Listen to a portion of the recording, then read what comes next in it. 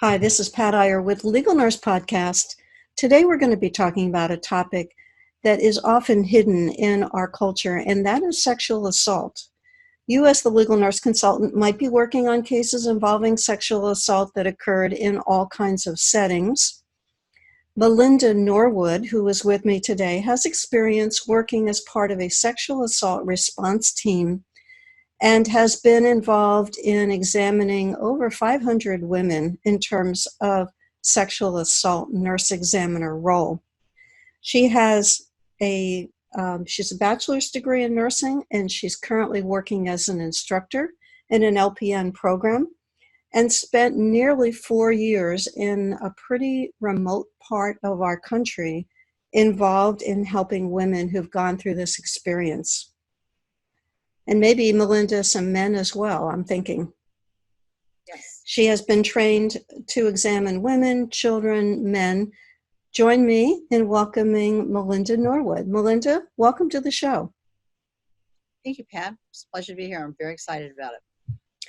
Tell us about the training that's involved in becoming a sexual assault nurse examiner so we know what's involved in helping you assume this role.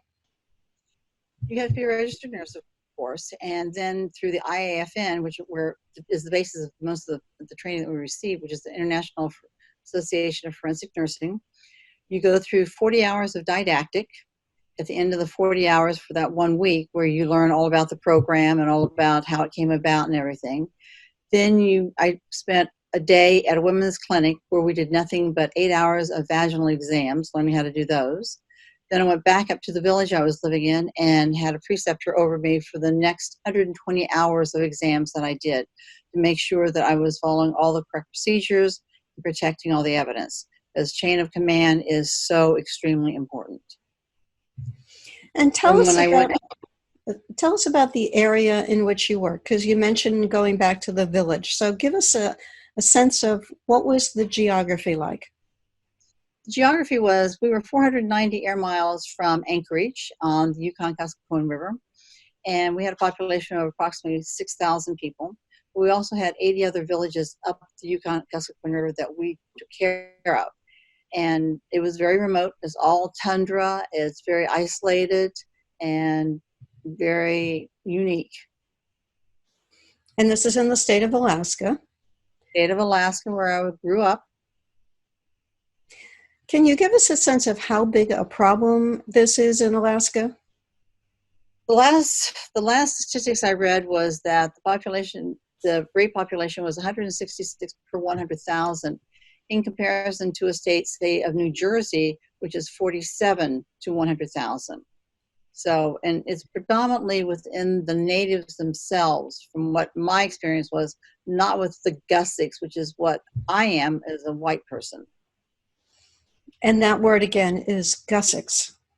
Gussic, correct. Okay. Do you have an understanding of why rape is so prevalent within the native population? I believe the village I was in was classified as a damp village. The natives don't have the gene to be able to process alcohol, like some of our alcoholics don't have that gene either. But the natives specifically don't have the gene to process alcohol, nor do they have the gene to process some of the like boils and other diseases or infections that they develop. So in our village, it was a damp village, which meant that I could bring alcohol in, but I couldn't buy it anywhere in the village. It had to be shipped in from Anchorage. To give alcohol to a native is a federal crime, because we were also on a native reservation. So what they do, just like in the prison systems, they'll make prunar, and they'll make that and brew it. Where you and I would go out to dinner and have a glass of wine and enjoy ourselves, and then go back home, not thinking anything of it. The natives get a group of people together, and their goal is to pass out. Once they pass out, the guy may wake up and say, hey, to the girl next to him, hey, you want to do it? Well, she didn't say no, so he goes ahead and has his way. And then she wakes up and realizes something's not right, and when we get called in on. Oh, wow. Yes. What is the process that you went through in the 4 years that you were working in terms of how you got notified, and then what you did next. So how we would get notified is if they were outside of the village, then every village had a native that was acted as an officer that had been trained to deal with these situations. They would usually contact the state trooper. The state trooper would make arrangements to either fly them in or have, depending upon how critical the injuries are, or have our flight crew go out there. He would notify me. I would notify the advocate for the patient. We always have an advocate in there with the patient. There are two reasons. First of all, the advocate has an in-depth knowledge of all the resources that are available for them after they've gone through this traumatic experience. Second of all, a lot of times they'll want family members or friends in there with them during an exam. What they need to understand is those family members can be called in as a witness, where an advocate cannot be. And so it's protection for the patient not to have family members involved in the process. So once the state trooper brings in the patient, then we meet in a single room. It's only the advocate, the state trooper, and myself. The state trooper, of course, wants to know all he can find out about what the identity of the perps are, how many there were, where the crime took place, if there's evidence they can go collect. And after he's finished, then he will go ahead and usually leave and let me start asking my questions as far as what happened during the assault, so I'll know how to set up the exam room. So it's, and of course, we have to have these patients medically cleared before we can even begin, because if they're still highly intoxicated or if there are drugs on board, we cannot examine them, nor can we do it if there is physical trauma that has to be addressed first. So once this has been completed, we will go ahead and I'll explain to the patient that it takes usually about 4 to 6 hours to do the exam, what the exam entails, because it can be very, very frightening to somebody that's never had delivered a baby or had a pelvic exam before. So they have to understand that I'm going to be examining them for the purpose of collecting evidence for sexual assault. And through this process, they're going to have swabs taken, and any place that they've been touched or licked or bitten, or if he's ejaculated on them or rolled them in the dirt or whatever, we need to collect all this evidence. And then the last part of the evidence is doing the pelvic exam and collecting the vaginal smears there. So getting them to consent to this, and then explain to them that once the exam starts, if they want the exam stopped, they have every right to. It's their body. We want to give them as much control back to it as possible. But if they want the exam stopped, the exam is finished. What they have to understand is that the evidence that has been collected so far, though, does belong to the state of Alaska and will be sent over to the crime lab. Now, they can file either anonymous or go ahead and file the report with the police department. It's up to them. But the kid is treated slightly different in those cases. And at that point in time, then I'll go ahead and get the patient set up so that I can do a lot of them, if they follow what we've asked them to, haven't had anything to eat or drink and haven't urinated. So we need to get an oral swab done, completed, and get them something to eat and drink, and have them urinate so we can do a pregnancy test on them. And then we have them sign the consent, go through the consent thoroughly with them, have them sign it. While they're relaxing for a few minutes with the advocate, I'm setting up my exam room so that I can go ahead and start the process. Let me stop you and ask you some questions, because you've given me some thoughts about things that I had no idea. So let's go to my last question, which is the first one, is would a pregnancy test be positive that quickly after an assault? No, we're not looking for a pregnancy test for the assault. We're looking for a pregnancy test to see if they're already pregnant. Okay. Because of the fact we have to give them the morning after pill if they will take it. And we need to explain to them that that is not going to affect the pregnancy that's already ongoing, only prevent a pregnancy from happening from the rape, from the assault. Interesting. And then you mentioned 4 to 6 hours for the duration of this, and I thought that an exam might be, like an hour long. But can you explain, are there breaks in this, or are you continuously for 4 hours working with that woman collecting evidence? And We're maybe starting. you've already explained that, and I missed understanding the duration. No, it is. It takes generally 4 to 6 hours, depending upon how severe the injuries are. And a woman can be raped and not have any actual injuries, depending upon how old they are. Makes a big difference, because if you're within your childbearing years and you still have estrogen that's being produced, the vaginal vault responds differently than somebody that's gone through menopause or a child. And then there is tremendous trauma usually, or there can be. When I talk about the exam, I'm talking about from the actual interview of where I'm asking them what happened during the assault, because I need to have them explain to me in their own words, and I have to write out what they've stated. So it takes a while. I can't write as fast as they talk, so I have to have them stop, continue writing, restate the statement with them, so that I make sure that I'm getting it correct, because I want everything that they've said in their words. Mm-hmm. So they'll go ahead and explain that. That can easily take 45 minutes to an hour just to do that. And then you've got to, from what they've said in there, getting the room set up, I've got to, up in Alaska, I had a colposcope, I had a camera, I had tuolumine dye, I had a microscope that I used. So taking photographs, I could easily take 300 to 500 photographs per session, because you have to take at least 3 photographs per everything that you're shooting.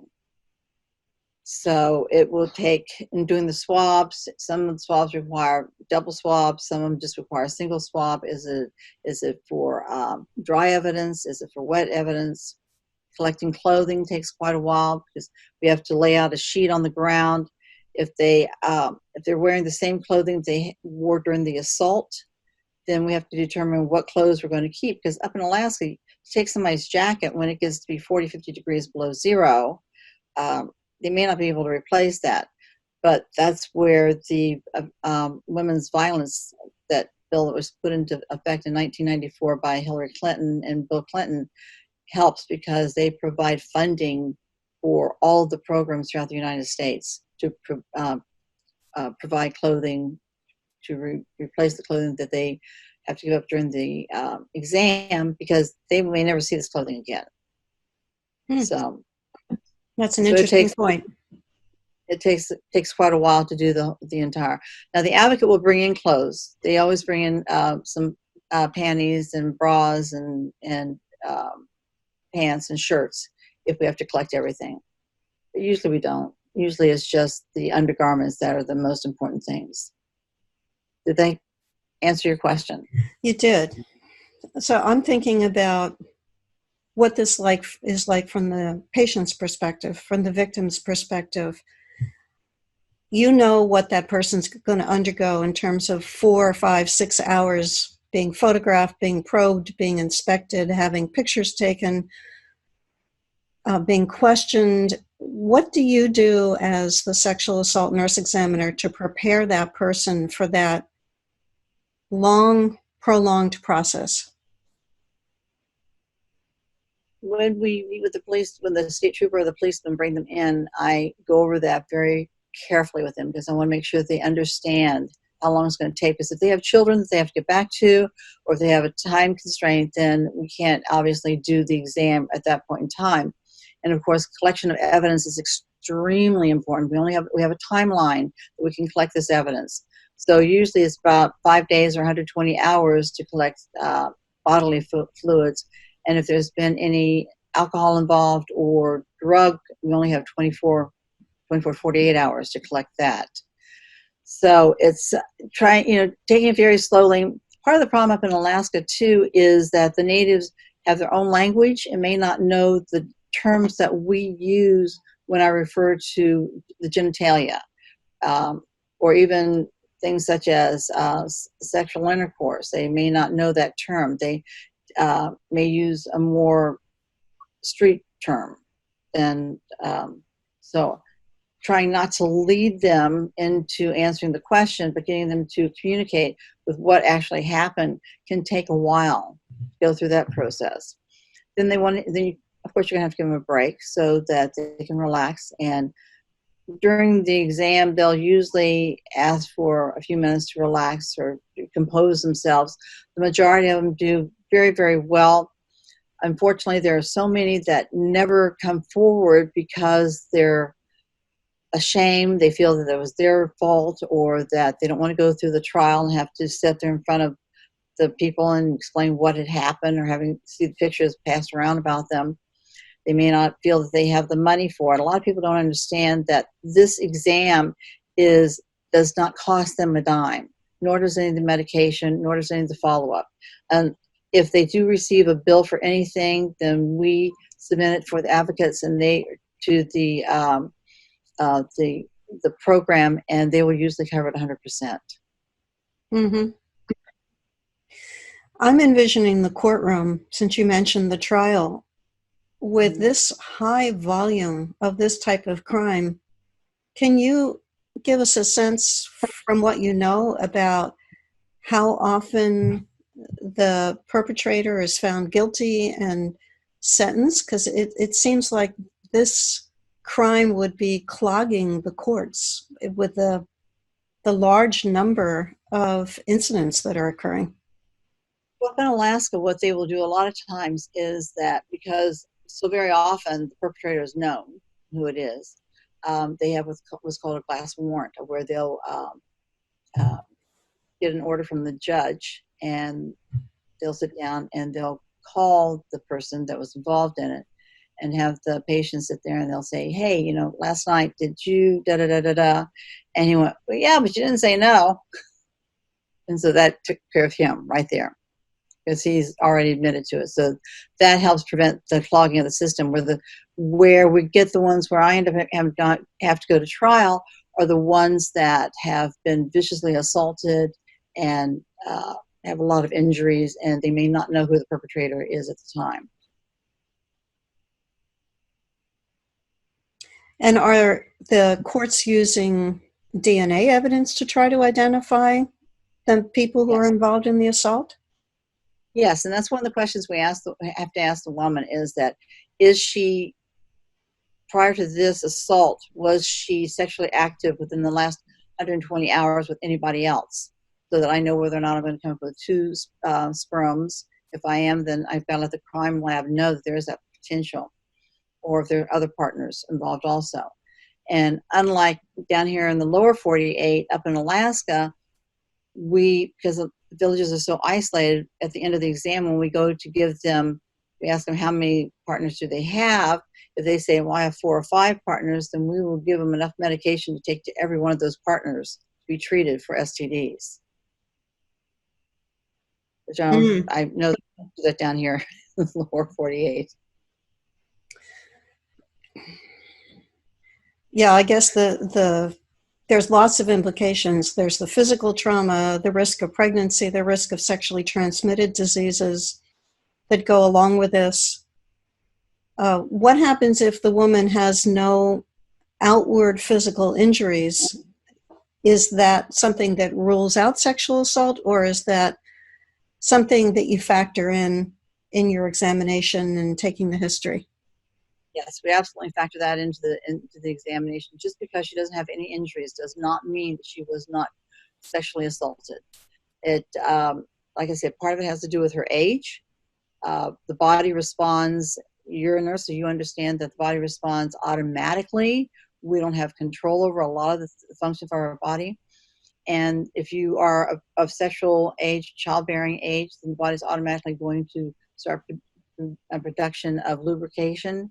Where in comparison to, as I said earlier, some woman who has gone through postmenopause, the trauma that we see on them is a lot rougher.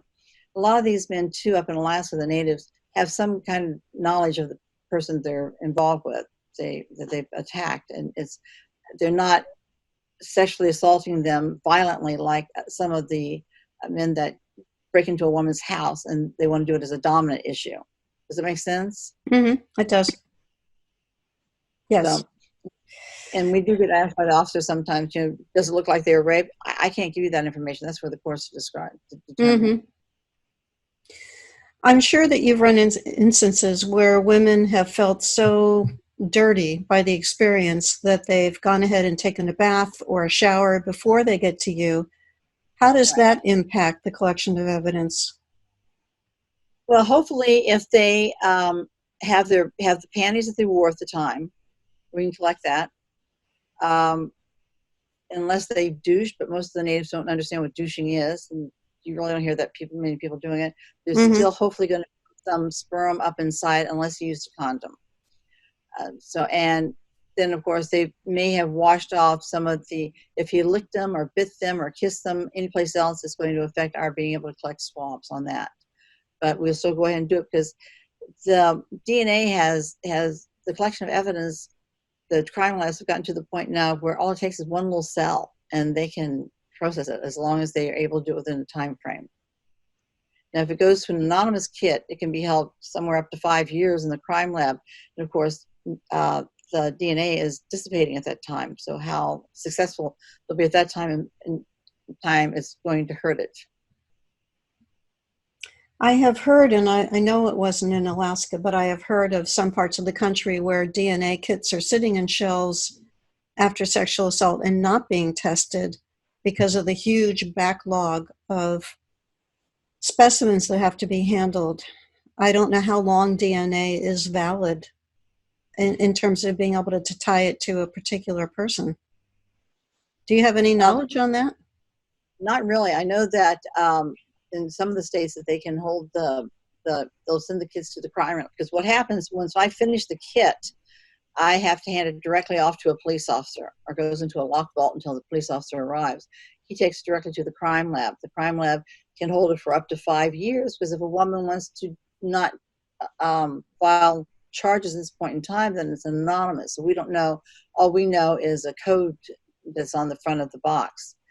Um, so if she decides in 5 years or 6 years, the evidence may not be worthy or the kit may not even exist at that point in time because Mm-hmm. it's gone past the time. But like I say, they've gotten to the point where they can really detect DNA for quite a while. And all it takes is one piece of evidence to determine who it was. Now, I know in our conversation that we've been focusing so far on women, but you've also seen men who've been sexually assaulted and children. What are the differences, if any, between the examination of a man? We'll start with that first, and then the examination of a child.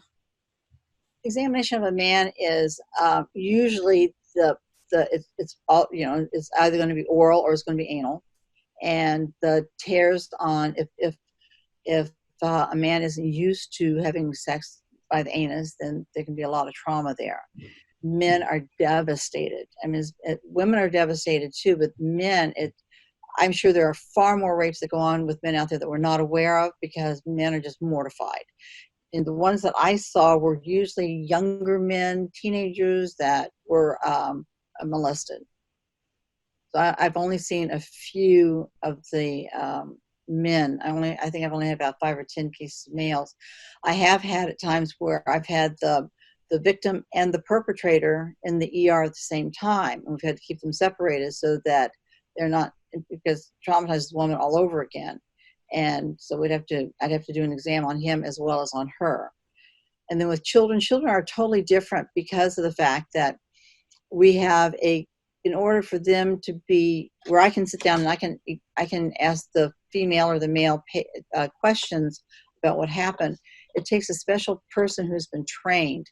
And in the village I was in, we had a building where the men and women and children, or the women and children were housed after sexual assault to keep them safe before they could go back to their village. And there was a room in there where the children would be placed. There are all kinds of toys. And a woman would come in, she'd sit down, and she'd start coloring and talking to the children and engaging them. And there was a two-way mirror where the police officer and myself, social worker, anybody else that needed to be involved in the case could listen to the examination as they went through it. And she would have anatomically correct dolls, and throughout the interview could take quite a while, and she'd be talking to the child, and then the child would start saying something about what happened, and she would gather the information, and then at the end of the session, the police would take the cassette, and then I would get the child later on that day or the next day to do the exam. Of course, they're squiggly all over the place. So. Mm-hmm. Mm-hmm. I want to go back to something you said because I didn't understand it. You said that you could have the man and the woman both in the ER at the same time. Now, under what circumstances would that happen? If the state trooper got there and say it was at a party or something, and they knew exactly who the person was, they could bring both the female and the male in at the same time, because they'd be kept in separate sections of the ER, and they wouldn't know that the other was there. Hopefully, we try to keep that quiet, and the woman would be examined and try to get her first, and the police would take the perpetrator off after we did his exam, because the jail was basically just down the street from us, Mm-hmm. where he was going to.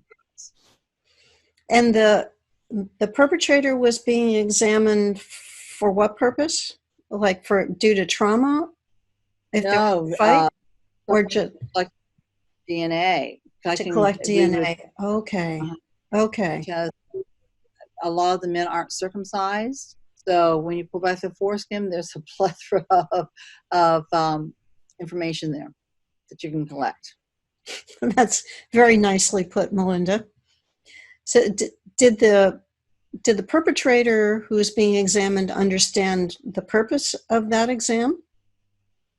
They did understand it. They didn't understand the depth of what they had done, because they didn't look at it as rape. They looked at it as, it's a woman, and, we want to get together. Well, he wants to get together.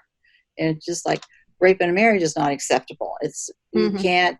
If you can't rape somebody, you can't have sexual intercourse with somebody that is unconscious, that is, can't make a logical decision because they're alcohol related or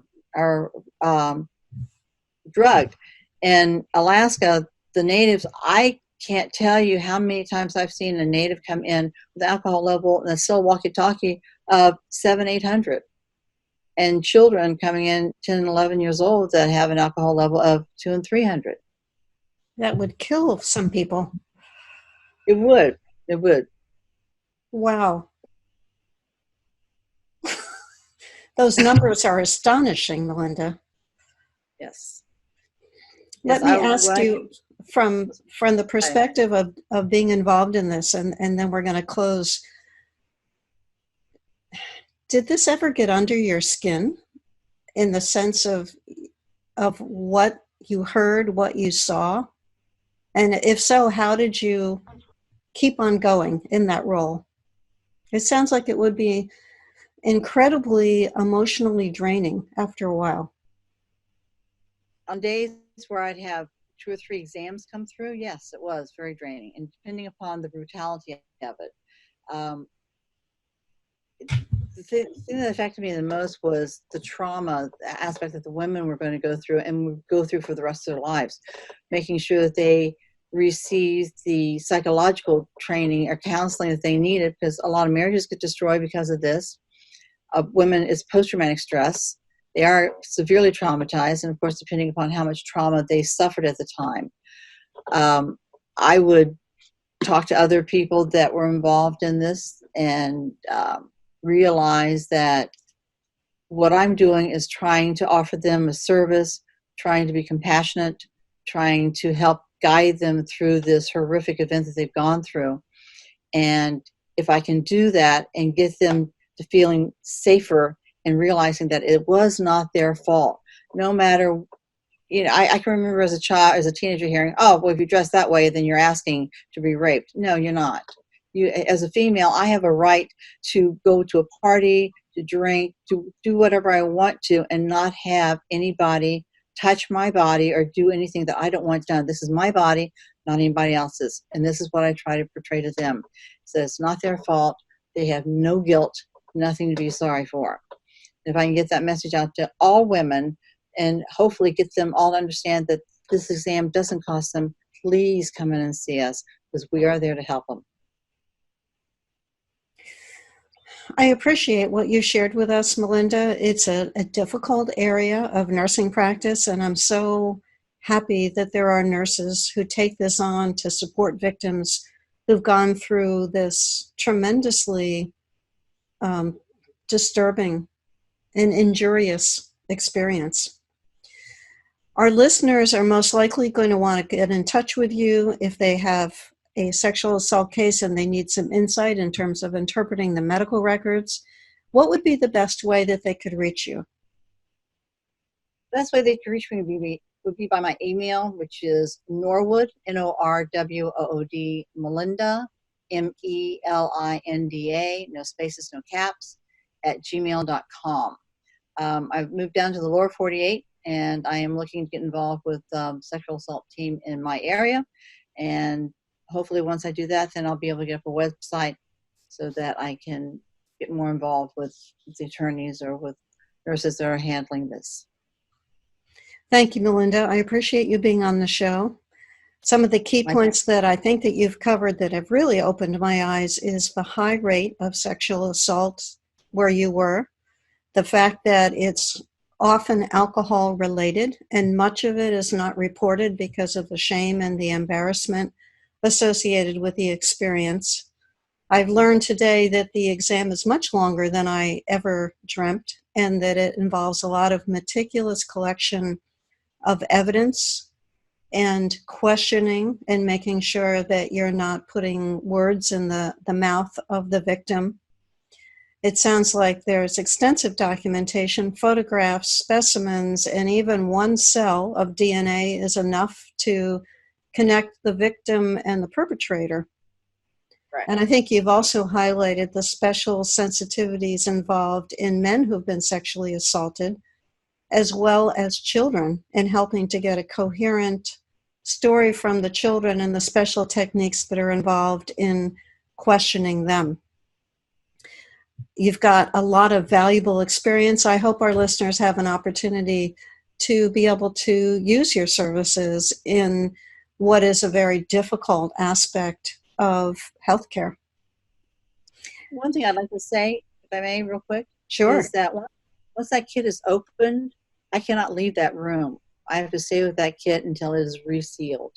So the evidence collection is so important that we keep control of it before we give it over to the police department. Yeah, that's crucial, that chain of evidence, to make sure there cannot be an allegation in the future that, oh, well, it wasn't me, must have been somebody else, because that nurse turned her back and left the room and came back an hour later, and who knows what happened in that time. It's a great point. Thank you. Well, thank you, Melinda, and thank you to you listening to this show or watching this show on our YouTube channel. We'll be back next week with an interview that will be new on a different topic, and we appreciate your involvement in Legal Nurse Podcast. This is Pat Iyer and Melinda Norwood signing off.